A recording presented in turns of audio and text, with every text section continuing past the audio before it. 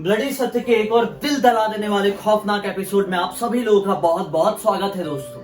मैं निखिल आज आप लोगों के सामने दिल्ली के एक ऐसे समृद्ध परिवार की कहानी लेकर आया हूं। एक ऐसी खौफनाक दुर्घटना लेकर आया हूं जो दुर्घटना सीधे सीधे जुड़ी हुई है दिल्ली के, यहां तक कि भारत के सबसे हॉन्टेड प्लेसेस में से एक प्लेस के साथ। दोस्तों ये कहानी कहीं और की नहीं बल्कि दिल्ली के ही एक मस्जिद की है। जी हाँ दोस्तों, मस्जिद नाम से तो बहुत ही ज्यादा होली साउंड करता है, बहुत ही ज्यादा पवित्र साउंड करता है, लेकिन क्या आप लोगों ने कभी ये सोचा है कि कोई एक ऐसा मस्जिद हो या कोई एक ऐसा मकबरा हो जो बहुत ही ज्यादा हॉन्टेड हो? जी हाँ दोस्तों, दिल्ली में एक ऐसे ही मकबरा और मस्जिद है जिसे लोग जमाली कमाली मस्जिद नाम से जानते हैं। और इस मस्जिद के पास ही दो सूफी संत का मकबरा है जिनका नाम था जमाली और कमाली।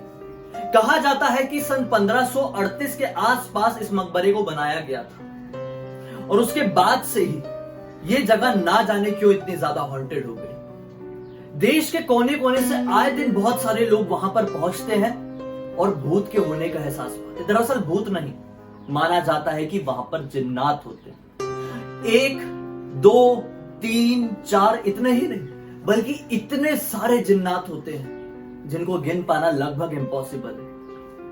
कई सूफी संतों ने वहां पर छानबीन की है, कई तांत्रिकों ने वहां पर पहचान करने की कोशिश की, लेकिन कोई भी पता नहीं कर पाया है कि वहां पर कितने जिन्नातों का साया है, कितने जिन्नात वहां पर अच्छे हैं और कितने जिन्नात आपको वहां पर नुकसान पहुंचा सकते हैं। लेकिन फिर भी आए दिन दुनिया के कोने से बहुत सारे लोग वहां पर पैरानॉर्मल एक्टिविटीज को फील करने के लिए पहुंचते हैं और आखिर में क्या पाते हैं कि एक मनुष्यत उनके साथ जुड़ गई। माना जाता है कि सूर्यास्त के बाद या फिर खासकर अमावस्या की रात पर कोई भी वहां पर पहुंचता है तो जिन्नात का साया उसके पीछे लग जाता है और फिर उसकी हंसती खेलती जिंदगी को बर्बाद कर देता है या फिर उससे जुड़े हुए सभी लोगों को बर्बाद कर देता है। और इतने में ही अगर उसका पेट नहीं भरता तो उसकी जान भी ले लेता है। जी हाँ दोस्तों, मैंने पिछले कुछ दिनों में ऐसे व्लॉग्स देखा हूं जहां पर YouTube चैनल के बहुत सारे लोग ऐसी जगह पर जाते हैं और पूरी रात गुजारते हैं, लेकिन फिर भी उन्हें कोई जिन्नातों का साया नहीं दिखाई देता, फिर भी कोई भूत प्रेत का साया दिखाई नहीं देता। लेकिन बहुत सारे लोगों को मैं ऐसे भी जानता हूं जो वहां पर एक रात गुजार कर आए और अपनी जिंदगी खत्म कर दी। दोस्तों आज मैं आप लोगों को एक ऐसे ही परिवार के दो भाइयों की कहानी सुनाने वाला हूं जो उस जगह पर पूरी रात बिताए थे और उसके बाद फिर उनके साथ क्या हुआ वो सुनकर आपकी रूह नहीं कांप गई तो आप कमेंट सेक्शन में बता देना। जी हाँ दोस्तों, ये कहानी है आदिल और आबिल की। उनके पीछे एक ऐसा जिन्नात पड़ा था जिसके कारण उनकी हंसती खेलती जिंदगी में क्या बदलाव आए थे। अगर जानना है तो बने रहिए अंत तक। सब्सक्राइब कर दो वरना पता है ना। ये कहानी है गाजियाबाद के खुशहाल परिवार की। दोस्तों इस खुशहाल परिवार में परिवार के एक मुखिया, उनकी पत्नी अपने 2 बच्चों के साथ रहती थी, जिनके बड़े बेटे का नाम था आदिल जिसकी उम्र तकरीबन 28 साल थी और छोटे बेटे का नाम था आबिल जिसकी उम्र करीबन 25 साल थी। दोस्तों जो बड़ा बेटा आदिल था वो बचपन से ही बहुत ज्यादा टैलेंटेड था, हर चीज की खबर उसे बहुत अच्छे से थी। दोस्तों वो किसी भी चीज में कभी पीछे नहीं रहा, ना ही खेल कूद में ना ही पढ़ाई लिखाई में, और इसी वजह से वो अभी अभी मुंबई से PhD की पढ़ाई कर वापस लौटा। आदिल एक आलिम भी था। दोस्तों मैं आप लोगों को बता दूं, आलिम शब्द का मतलब एक ऐसा इंसान होता है जो इंसान को काफी चीजों की परख होती है, समझ होती है। उर्दू में या फिर मानो कि मुस्लिम माइथोलॉजी में आलिम ऐसे इंसान को बोला जाता है जिसे कुरान की बहुत ज्यादा समझ होती है, जिसे मुस्लिम लॉज के बारे में बहुत ज्यादा जानकारी होती है। और जब कोई ऐसा इंसान ऐसी चीजों के ऊपर बहुत ज्यादा पढ़ाई लिखाई कर लेता है, बहुत ज्यादा समझ पा लेता है, तो उस इंसान को कहा जाता है आलिम। मैंने आसान शब्दों में आप लोगों को बताया ताकि आप सभी लोगों को समझ में। आलिम होने के बाद भी आदिल की जिंदगी वैसी नहीं थी जैसा आप लोग इमेजिन करते होंगे। दोस्तों आलिम होने के बाद भी आदिल और आबिल दोनों ही मस्ती करने वाले भाई थे। हमेशा जब भी उन्हें मौका मिलता था तो घूमने निकल जाया करते थे, बाहर घूमने का उन्हें बहुत ज्यादा शौक। आदिल इतना टैलेंटेड होने के बाद जब PhD की पढ़ाई करके वापस अपने घर पे लौट गया था तो उसे घर पे उसके लिए शादी की लाइन लग गई। दोस्तों शादी के आए दिन इतने सारे रिश्ते आ रहे थे कि अब उन्हें समझ में नहीं आ रहा था कि हम बेस्ट किस में से चूज करें। लेकिन कहा जाता है ना दोस्तों कि ऊपर वाले ने जिसके साथ जोड़ी बनाया है उसके साथ जोड़ी बन ही जाती चाहे जो भी हो जाए, और यही होता है। आदिल का निकाह फिक्स हो जाता है। आदिल के निकाह को तकरीबन आज से 2 महीने बचे हुए थे और ये कहानी है 2012 की। 2 महीने पहले जैसा कि मैंने आपको बताया, आदिल और आबिल दोनों ऐसे भाई थे जो कि भाई से ज्यादा बढ़कर दोस्त थे। वो दोनों आए दिन एक दूसरे को नए नए तरह के चैलेंजेस देते रहते थे। दोनों को जिन्नात, भूत प्रेत ऐसे सब टॉपिक में बहुत ज्यादा इंटरेस्ट था। दोनों एक दूसरे को भूतिया गतिविधि करने का चैलेंज देते रहते थे। आए दिन आबिल कभी आदिल को बोलता था कि तुम्हारे अंदर हिम्मत है तो इस जगह पर जाके दिखाओ, और आए दिन आदिल कभी आबिल को बोलता था कि तुम्हारे अंदर हिम्मत है तो उस जगह पर जाके दिखाओ, और दोनों करते भी। लेकिन शायद आज का ये चैलेंज उनके जिंदगी में कुछ बदलाव लेकर आने वाला था। दोस्तों, शादी को तकरीबन 2 महीने बाकी थे और आबिल आदिल को ये चैलेंज दे देता है कि अगर तुम्हारे अंदर हिम्मत है भाई तो आज की रात तुम दिल्ली के कमाली जमाली मस्जिद में बिता कर देखो। दोस्तों, मैं आप लोगों को बता दूं, ये जो मस्जिद है ये टूरिस्ट प्लेस है। दिन में यहाँ पर सैलानियों का भीड़ लगी रहती है। लेकिन क्या आप लोग ये जानते हैं कि सूर्यास्त होने के बाद वहां पर कोई सिक्योरिटी नहीं होती, सिर्फ एक ताला लगा दिया जाता है। ना ही कोई वॉचमैन, ना ही कोई पुलिस। क्योंकि ऐसा इसलिए होता है कि वो जगह भारत ही नहीं, एशिया के सबसे ज्यादा हॉन्टेड प्लेसेस में से एक शुमार है। और यही वजह है कि शायद किसी भी सिक्योरिटी गार्ड की हिम्मत नहीं होती है कि उस जगह पर अपनी रात बिता सके। और इसी वजह से वहां पर रात के वक्त आए दिन बहुत सारे लोग पहुंचते हैं इन्हीं पैरानॉर्मल एक्टिविटीज को फील करने के लिए। जब आबिल ने आदिल को ये चैलेंज दिया तो आदिल एक पैर पर तैयार हो गया कि मैं तो तैयार हूं उस जगह पर जाने के लिए। अगले दिन हुआ, रात को आदिल निकलने ही वाला था। लेकिन आदिल के निकलने से पहले आबिल ने बोला कि नहीं भाई, मुझे ठीक नहीं लगेगा तुम अकेले जाओ। कल को तुम मुझे चिढ़ा भी सकते हो कि तुम हिम्मत वाले हो और मैं डरपोक। आज मैं भी तुम्हारे साथ चलूंगा, पूरी रात बिताऊंगा और सुबह 7 बजे से पहले हम लोग घर वापस लौट जाएंगे ताकि किसी को भी पता ना चले कि हम लोग बाहर गए हुए। वो दोनों ने अपने प्लान के मुताबिक बिल्कुल सारी चीजें की। रात के तकरीबन 11:30 बजे सभी लोगों के सोने के बाद वो अपनी कार उठाते हैं और पहुंच जाते हैं दिल्ली की जमाली कमाली मस्जिद। दोस्तों, इस मस्जिद का नाम जमाली कमाली इसलिए दिया गया है क्योंकि इस मस्जिद के पास एक मकबरा है जमाली और कमाली। कहा जाता है कि जमाली और कमाली कोई और नहीं, लोधी वंश के एक राजघराने के कवि थे। वो लोगों ने सूफी पंथ को अपना लिया था और इसी वजह से उनका नाम पूरी दुनिया में विख्यात हो गया। उनकी मृत्यु के बाद उनका मकबरा एक मस्जिद के पास बना दिया गया और उनके नाम की वजह से इस जगह का नाम जमाली कमाली हो गया। कहा जाता है कि उनके मकबरा बनाने के बाद जो कोई भी इंसान उस जगह पर रात के वक्त पहुंचता है तो वहां पे जिन्नातों का साया आके उन्हें थप्पड़ मारता है। थप्पड़ नहीं मारता है तो कभी कभी उस जो मस्जिद के मकबरे के जो पिलर्स हैं वहां से छुप छुप के आपको कोई देख रहा है, ऐसा फील होता है। जरा सोचिए, आप रात के 2:30-3 बजे एक ऐसी जगह पर सो रहे हैं जो जगह बहुत ही ज्यादा हॉन्टेड है। वहां पर ना ही कोई दूसरी लाइट का स्रोत है, ना ही कोई स्ट्रीट लाइट है और ना ही आपका मोबाइल काम करता है। और फिर अचानक से आपको फील होता है कि आपके पीछे जो पिलर है वहां से झांक झांक के आपको कोई देख रहा है। तो सोचिए कैसा फील होगा, क्योंकि आपको मालूम है कि मेरे अलावा इस जगह पर कोई भी नहीं है। ऐसी ऐसी हॉरर गतिविधियां होती है वहां। दोस्तों, इन्हीं हॉरर गतिविधियों को फील करने के लिए वहां पर आए दिन लोग पहुंचते और आदिल और आबिल भी उस रात वहीं पर ये फील करने के लिए पहुंच गए। जैसे वो लोग वहां पर पहुंचते हैं तो उन्हें भी सेम टू सेम ऐसे ही फील होता है। उन्हें किसी ने थप्पड़ तो नहीं मारा, लेकिन वहां पर जाने के बाद जब वो लोग आधे घंटे लगभग गुजारते हैं तो उन्हें ऐसा लगता है कि पीछे खड़े होकर उन्हें बार बार कोई देख रहा है। उन्हें जैसे ही वहां पर पहुंचते हैं तो थोड़ी तबीयत खराब होने लगती है। दोनों सोचते हैं कि रात का वक्त है, ठंड हवा चल रही है और इसी वजह से हम लोगों की तबीयत खराब हो रही है। लेकिन वो लोग ये नहीं जानते थे कि उनकी तबीयत खराब होने का कारण कुछ और भी हो सकता है, क्योंकि अभी अभी दोनों को ही एक बहुत अच्छी स्मेल आ रही थी। एक ऐसी जगह पर बहुत अच्छी स्मेल आ रही थी जिस जगह पर उनके अलावा कोई और था ही नहीं। वो स्मेल थोड़ी लुभान जैसी थी। दोस्तों, मैं आप लोगों को बता दूं, अगर कभी भी आपको लुभान जैसी स्मेल आए तो कभी उस स्मेल को टोकना मत। कभी किसी को बोलना मत कि तुमको भी कोई लुभान जैसी कोई अच्छी सी स्मेल आ रही है, क्योंकि कहा जाता है कि ये स्मेल का आने का कारण कोई और नहीं बल्कि उनका साया होता है। उनका मतलब आप समझ गए होंगे। दोस्तों, उन्हें ऐसा फील हुआ कि बहुत अच्छे से कोई स्मेल आ रही है। दोनों भाइयों ने एक दूसरे को बता दिया। यहां पर आदिल, जो कि जैसा मैंने आपको बताया एक आलिम था, तो ये सब चीजों से कुछ ज्यादा ही जुड़ा हुआ था, इसलिए उसे ये सब चीजों में ज्यादा ही विश्वास था। जब किसी भी इंसान को किसी भी चीज में ज्यादा विश्वास होता है ना, तो कहा जाता है कि वो चीज उसके ऊपर ज्यादा हावी होती है, क्योंकि उस इंसान को उस चीज के बारे में ज्यादा नॉलेज है।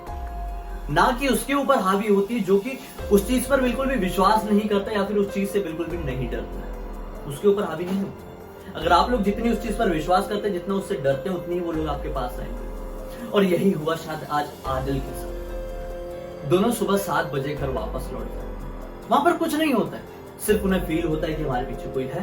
एक बार स्मेल आती है, दोनों डिस्कस करते हैं और पूरी रात मोबाइल में गेम खेलते हुए गुजार देते हैं। अब आता है 2 महीने बाद का समय। आदिल का निकाह होता है। आदिल के निकाह के ठीक 2 दिन बाद आदिल कहता है कि मैं किसी काम से बाहर जा रहा हूं, रात को तकरीबन 11 बजे लौट जाऊंगा। लेकिन क्या होता, आदिल आज 4 बजे तक घर नहीं लौटता है। सुबह के 4 बज जाते लेकिन आदिल नहीं लौटता। सभी लोग बहुत ज्यादा परेशान हो जाते हैं, पुलिस कंप्लेंट करवाने की कोशिश करते हैं, लेकिन कहा जाता है ना कि पुलिस के भी अपने अपने रूल्स होते हैं और इसी वजह से वो लोग पुलिस कंप्लेंट कराने नहीं पहुंचते। और एग्जैक्ट 6 बजे आदिल अपने घर पर पहुंच जाता है, वो भी शराब के नशे में धुत। सोच सकते हैं, एक सच्चा मुसलमान और शराब पीकर घर पर आया। एक ऐसा मुसलमान घर पर शराब पीकर आया है जो कि एक आलिम था, जिसे कुरान की बहुत ज्यादा समझ थी। सब लोग कांप जाते हैं कि आज हमने ये क्या देख लिया। उसकी हालत बहुत ज्यादा खराब थी। वो बिना किसी से बात किए सीधे जाकर सो जाता है। कहा जाता है कि कुरान में, मुस्लिम धर्म में, जो सच्चा मुसलमान होता है वो कभी शराब को हाथ भी नहीं लगा सकता। लेकिन आज एक आलिम जैसा आदमी शराब पीकर आया था, अपने घर में बड़ों के सामने उनसे नजरों से नजरें मिला रहा। और बस यही सिलसिला शुरू हुआ शादी के 2 दिन बाद से। आए दिन आदिल शराब पीकर अपने घर पर पहुंचता था, अपनी पत्नी के ऊपर हाथ उठाता था, अपनी मां के ऊपर हाथ उठाता, और एक दिन उसने अपने अब्बू की गला दबाकर जान से मारने की कोशिश की। लेकिन दोस्तों, सभी लोग यहाँ समझ नहीं पाते हैं कि दरअसल माजरा क्या है। मैं आप लोगों को बता दूं, कुछ कुछ बुरी शक्तियां ऐसी होती हैं जो आपके अंदर प्रवेश करके आपसे वो सारे बुरे काम कराएगी जिनके बारे में आप कभी सोच भी नहीं सकते। और शायद ऐसे ही कुछ हो रहा था आदिल के साथ। आदिल आए दिन दूसरी जगह पर पहुंच जाता था, एक ऐसी जगह पर पहुंच जाता था जो कि पहाड़ी इलाका है। बहुत दूर एक पहाड़ की चट्टान के पीछे छुपा हुआ पाया जाता था। कभी उस जगह पर सोया रहता था, कभी उसकी शर्ट गायब है, कभी उसकी इतनी हालत खराब है कि जैसे मानो कि मुर्दा पड़ा हुआ है। सब लोगों को अजीब लगने लगा। दिनों दिन उसकी हालत गिरती जा रही थी, पतला होते जा रहा था। ऐसा लग रहा था कि अब बस इसे कोई बीमारी हो और इसकी मौत हो जाएगी। सभी लोग घबराकर एक बाबा के पास पहुंचते हैं, एक पीर बाबा के पास, एक फकीर बाबा के पास पहुंचते हैं। फकीर बाबा उसे झाड़ते हुए ये बताता है कि इसके अंदर एक ऐसे जिन्नात का साया है जो इसको खत्म कर देना चाहता है, आप लोगों की जिंदगी तहस महस कर देना चाहता है। और ये गलती उससे आज से 2 महीने पहले हुई थी। आज से 2 महीने पहले वो एक ऐसी जगह पर जाकर सोया था जिस जगह पर सोने का हक सिर्फ और सिर्फ जिन्नातों को है। उस जगह पर जाकर सो गया था आदिल। आबिल बहुत ज्यादा घबरा गया था। आबिल की हिम्मत नहीं हुई अपने अम्मी अब्बू के सामने कुछ भी बताने की। वो बिल्कुल चुप रहता है।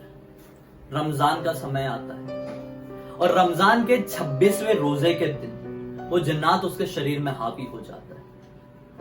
वो घर की सारी चीजों को तहस महस करने लगता है, टीवी उठाकर फोड़ देता है, अपने घर वालों के ऊपर जो टेबल फैन होता है उसके ऊपर से वार करता है, और फिर आखिर में घर के किचन में जो कुकर रखा हुआ रहता है उस कुकर को उठाकर दे मारता है अपनी पत्नी के ऊपर। और जैसे उसकी पत्नी बेहोश होकर जमीन पर गिरती है तो वो ऐसा रिएक्ट करता है जैसे कि मानो उसके अंदर से कोई उसकी आत्मा खींच कर ले जा रहा हो। बहुत जोर जोर से रोता है, बहुत जोर जोर से चिल्लाता है। सभी लोग उसे रोकने की बहुत ज्यादा कोशिश करते हैं, लेकिन फिर भी उसे कोई नहीं रोक पाता है, कोई नहीं बचा पाता, और आखिर में उसकी जान चली जाती है। जी हाँ दोस्तों, रमजान के 26वें रोजे की रात उसकी जान चली जाती है। घर में एक सन्नाटा छा जाता है। अभी जिसका एक बच्चा पैदा हुआ था, सिर्फ 1 साल का बच्चा, वो लावारिस हो जाता है। उसकी मां बेहोश पड़ी थी, बाप मरा हुआ पड़ा था। घर पे किसी को कुछ समझ में नहीं आ रहा था कि क्या करें। धीरे धीरे करके हालत ठीक होने लगी। फिर आबिल के शादी का मौका आता है। 2 साल बाद आबिल की भी शादी करवा दी जाती है। जैसे ही आबिल की शादी होती है तो मानो कि वो जिन्नात फिर से जाग जाता है। अब वो जिन्नात आबिल की जिंदगी में आ जाता है, लेकिन वो जिन्नात ऐसा कौन सा जिन्नात था जो कि शादी के बाद ही उनके ऊपर हावी हो रहा था। और इस बार उसकी शक्तियां डबल थी, क्योंकि वो आदिल के शरीर में सिर्फ 4 या 5 बार ही प्रवेश किया था, उसके अंदर बुरी आदतों को डाल दिया था। लेकिन इसके शरीर में वो इतनी बार प्रवेश कर रहा था, वो ऐसी ऐसी हरकतें करवा रहा था जो कि बहुत ज्यादा खतरनाक थी। वो शराब तो नहीं पी रहा था, लेकिन औरतों को गंदी नजर से देखने लगा था। यहाँ तक कि वो आती जाती बूढ़ी औरतों को भी गंदी नजर से देखने लगा था दोस्तों। आबिल जो कि सिर्फ एक 26 साल का या 27 साल का लड़का था, वो ऐसा रिएक्ट करने लगा था। सब लोग बहुत ज्यादा हैरान थे। सब लोगों को समझ में आ गया था कि इस घर में किसी का श्राप लग चुका है, कोई जिन्नात का साया है। उसे तुरंत ही एक बड़े पीर बाबा के पास ले जाया गया। दिल्ली में एक बहुत ही फेमस मजार है, वहां पर एक बहुत ही बड़े पीर बाबा फकीर बाबा बैठते हैं। कहा जाता है कि किसी भी इंसान के शरीर के अंदर अगर कोई जिन्नात का साया या फिर बुरी आत्मा का साया होता है तो वो पीर बाबा उस इंसान के अंदर के शरीर के जिन्नात को या फिर भूत को निकाल कर एक बोतल में बंद कर देते हैं और उसे परिवार वालों को वो बोतल देते हुए ये कहते हैं कि इस बोतल को तुम किसी सुनसान एरिया में फेंक देना, और फिर अगर किसी ने भी उस बोतल को खोल दिया तो उसका साया फिर से आजाद हो जाता है। वो पीर बाबा ने बहुत कोशिश की लेकिन उसके साये को बाहर नहीं निकाल पाया। पीर बाबा ने उन्हें ये सलाह दी है कि आप जितनी जल्द से जल्द हो सके हजरत निजामुद्दीन की दरगाह जाइए, वहां पर जाने के बाद ही ये ठीक हो सकता है। सभी लोग बहुत कोशिश करते हैं, लेकिन सोचिए गाजियाबाद से हजरत निजामुद्दीन की दूरी ज्यादा नहीं है, लेकिन फिर भी वो नहीं पहुंच पाते हैं। जब कभी भी उनका प्लान बनता है तो घर में छोटा जो बच्चा था, बड़े भाई का जो बच्चा था, उसकी तबीयत खराब हो जाती थी। कभी माँ सीढ़ियों से गिर जाती थी, कभी अब्बू बाथरूम में फिसल कर गिर जाते थे, और कभी उसकी इतनी ज्यादा तबीयत खराब हो जाती थी, आबिल की इतनी ज्यादा तबीयत खराब हो जाती थी कि वो बिस्तर से उठ ही नहीं पाता था। ना जाने कौन सी ऐसी शक्ति थी जो उन्हें हजरत निजामुद्दीन के पवित्र दरगाह पर पहुंचने से रोक रही थी। सब लोग हैरान थे। घर पर एक तांत्रिक बाबा को बुलाकर लाया जाता है, लेकिन वो तांत्रिक भी उस बुरी आत्मा को, उस बुरे जिन्नात को उसके शरीर से नहीं निकाल पाता है। एक दिन वो लोग बहुत कोशिश करते हैं, कई मिन्नतें करते हैं, मानताएं करते हैं, और फिर लाख कोशिश करने के बाद एक ऐसी घड़ी आती है, एक ऐसा समय आता है, एक ऐसा दिन आता है कि वो लोग हजरत निजामुद्दीन की दरगाह पहुंच जाते हैं। और मानो जैसे ही वो उस दरगाह के अंदर पैर रखते हैं तो वो जिन्नात उसके ऊपर हावी हो जाता है। वो इतना ज्यादा पागल सा हो जाता है जैसे ऐसा लगा था कि हे ऊपर वाले से उठा ले, अगर जिंदा रख रहा है तो इसे ठीक कर दे। और फिर ऊपर वाला शायद हजरत निजामुद्दीन के जरिए उनकी इस दुआ को कबूल कर लेता है और वो जिन्नात का साया उसके शरीर से निकल जाता है। दोस्तों, ऐसी जगहों पर एक्सपेरिमेंट करने से पहले आपको अपने परिवार के बारे में, अपने पत्नी, बच्चों, माँ बाप के बारे में सोच लेना चाहिए। जो आए दिन लोग, जो मैं व्लॉग्स देखता हूँ, ऐसी जगह पर पहुंच जाते हैं और वहां पर हॉन्टेड ब्लॉग्स बनाने की कोशिश करते हैं। उन्हें ऐसा लगता है कि हम तो बड़े हिम्मत वाले, हमें कुछ नहीं होगा। दोस्तों, कुछ नहीं होगा आपको। चलो मान लिया आप तो बहुत शेर सांस हो रही हो, लेकिन दोस्तों आपके परिवार वालों को भी तो कुछ हो सकता है। उनके लिए तब एक बार फिक्र कर लो। कोशिश करो जितना हो सके ऐसी जगहों से दूर रहो। ऐसी चीजों को सिर्फ और सिर्फ अपनी मोबाइल स्क्रीन या टीवी स्क्रीन तक ही रखें तो बहुत ज्यादा बेहतर है। इस मेरी वीडियो को ज्यादा से ज्यादा शेयर कर दो। शायद मेरी इस वीडियो के जरिए बहुत सारे लोगों को ये सीख मिल सके कि ऐसी चीजों को नहीं छेड़ना चाहिए। ऐसी चीजों की भी एक अलग दुनिया होती है। अगर उनकी दुनिया में दखल देने की कोशिश करोगे ना तो आपकी जिंदगी हराम हो जाएगी। उनके अंदर इतनी शक्तियां होती है, उनके अंदर इतनी ज्यादा ताकत होती है ना कि उनका नाम एक बार रात में ले लोगे ना तो जिंदगी बर्बाद हो सकती है। दोस्तों, मेरे इस चैनल को सब्सक्राइब कर देना। मन में कोई टॉपिक आए जिसे आप चाहते हैं कि मैं अपने वीडियो के जरिए पूरी दुनिया को बताऊं, उन्हें एक अच्छी सीख दूं, उन्हें एक अच्छी इंफॉर्मेशन दूं, तो वो टॉपिक आप मुझे इंस्टाग्राम में लिख भेज सकते हैं। मैं अपनी इंस्टाग्राम की आईडी हमेशा की तरह अपने वीडियो के डिस्क्रिप्शन बॉक्स में डाल दूंगा। वो लिंक में क्लिक करो, सीधे मेरे इंस्टाग्राम में पहुंचोगे। वहां पर मैसेज करो, डीएम करो, वहां पर हम बात कर सकते हैं, एक दूसरे को समझ सकते हैं, टॉपिक एक्सचेंज कर सकते हैं। शायद आपकी मदद से किसी का भला हो जाए। तो चलिए, कल रात में मैं 9 बजे फिर से मिलूंगा। जाते जाते बेल आइकन को जरूर दबा देना। आजकल आप लोग नहीं दबाते हो, क्योंकि मैं जब भी आऊंगा तो उसकी सबसे पहले नोटिफिकेशन आपको मिलेगी। आपके मोबाइल की घंटी बज जाएगी कि मैं आया हूं कोई बहुत अच्छी डरावनी इंफॉर्मेशन लेकर। तो चलिए, बहुत बहुत धन्यवाद।